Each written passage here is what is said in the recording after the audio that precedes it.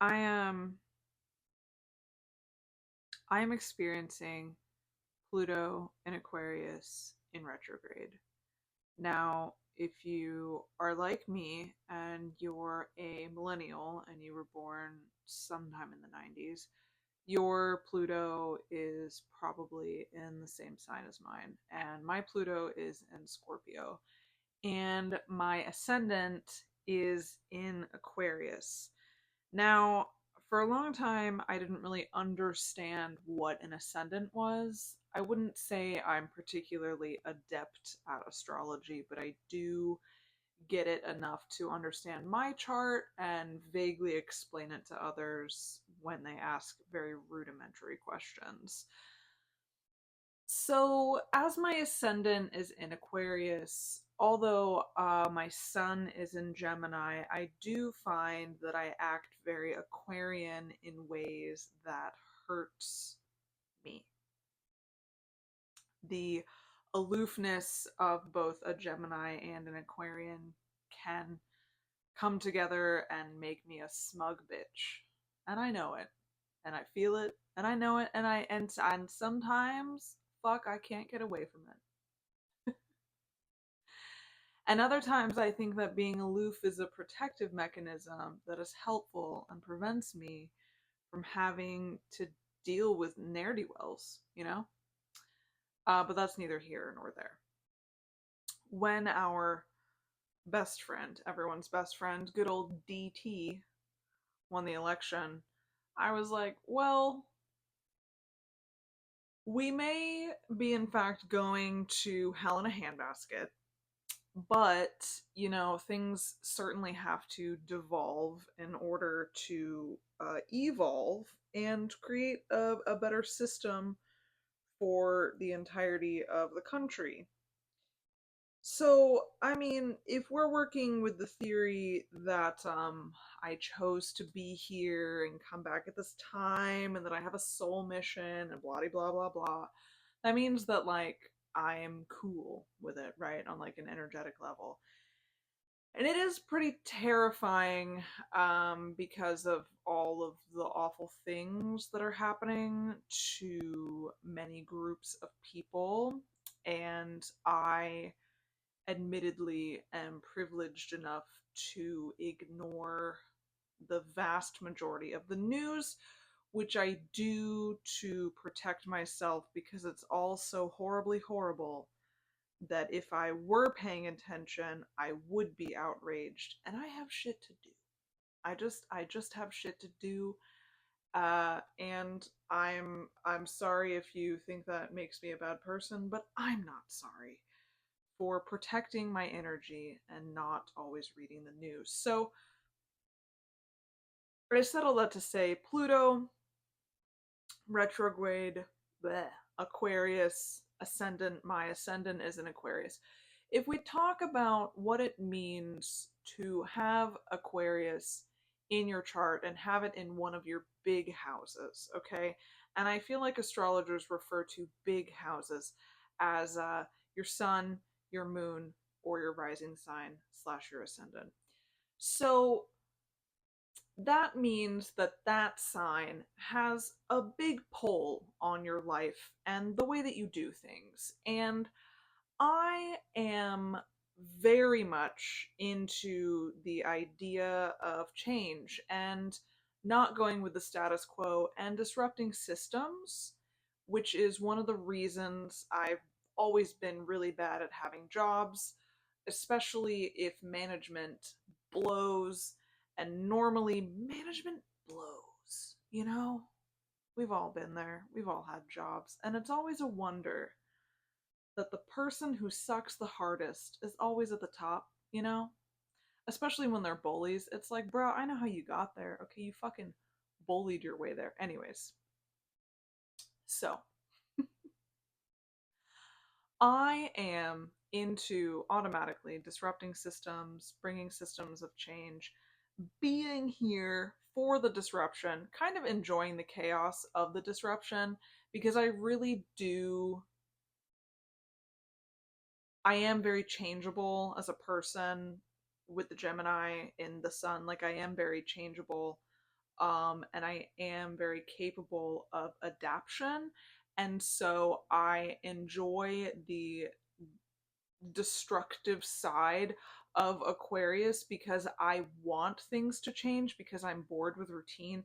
And although I thrive under like instructions and like a regiment and procedure, I also really want that to be effective and helpful and not time consuming and something that gives you freedom and the ability to take command over your life, um, which is another reason why I chose to become a spiritual healer, because those are the tools that I teach in my programs.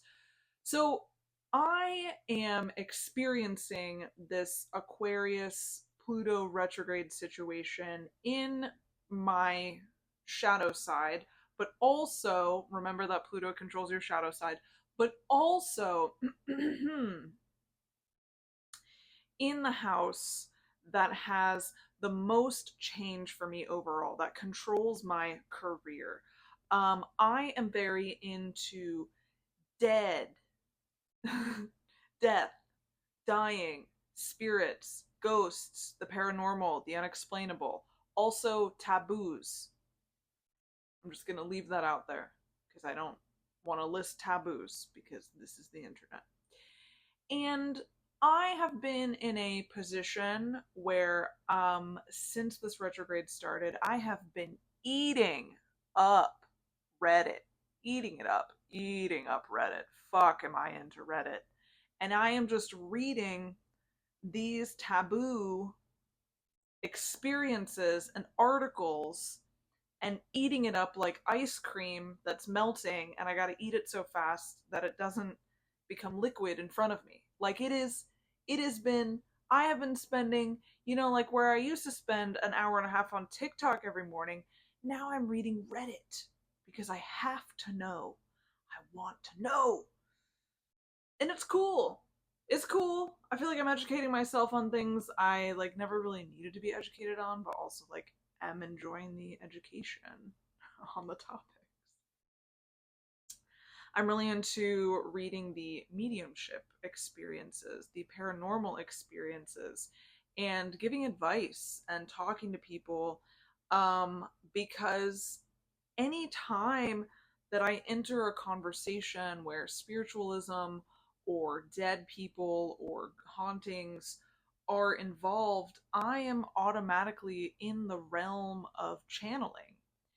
And it comes so easily now. I'm like impressed and excited. And I can't wait to like see what's next. And I think that because Aquarius is such a disruptor, in order to bring about sweeping change that will, I mean, honestly, it's its own little tower moment. If we want to think of it in regard to tarot cards, I'm thinking of it being its own little tower moment. And so, where I'm experiencing my tower moment is in this house of my career where I am again eating the fucking taboos like a bowl of ice cream that's melting in front of me and I gotta eat it before it turns to liquid. I am just into it. And I just want to fucking talk to everybody about ghosts, and I want to talk to everybody about their dead parents, and I want to talk to everyone about their experiences with tarot and all the weird shit that ever happened to them growing up and all the fucking shit that they think makes them weird and stupid and alienated. Like, I want to talk about it, I want to dissect it, I want to bring it forward, I want to shine a light on it.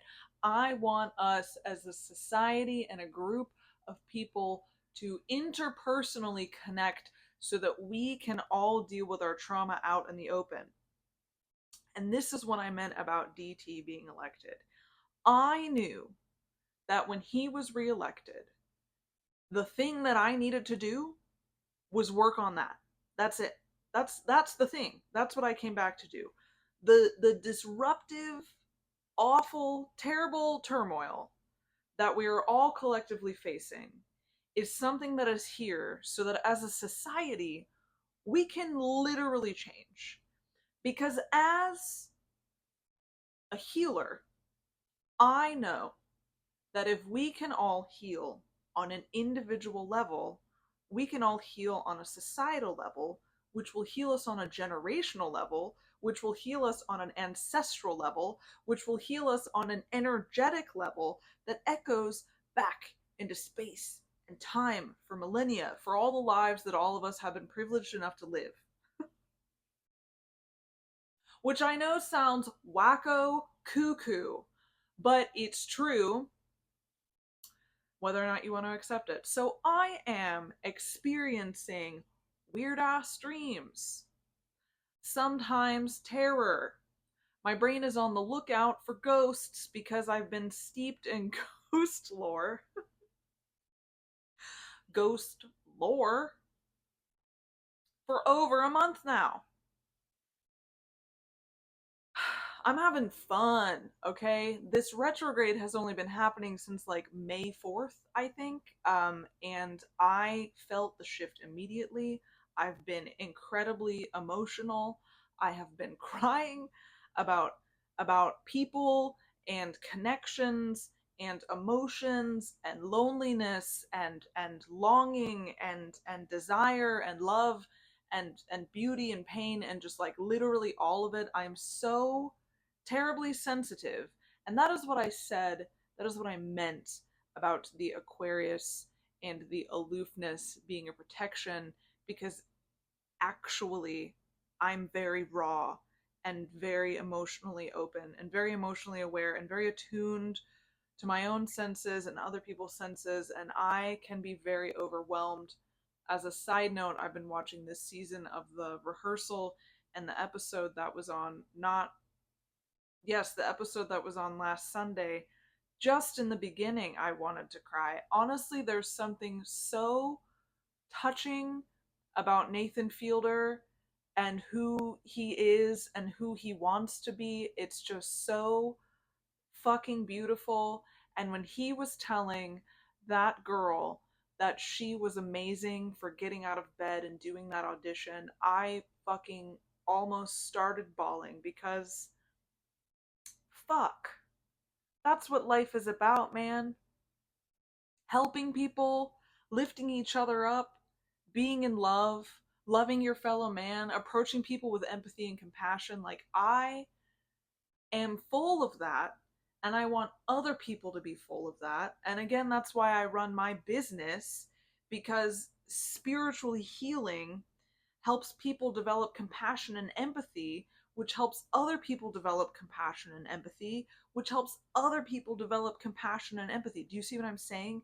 And then it's like a spiral effect that develops compassion and empathy that leads to a level of enlightenment that breaks human suffering.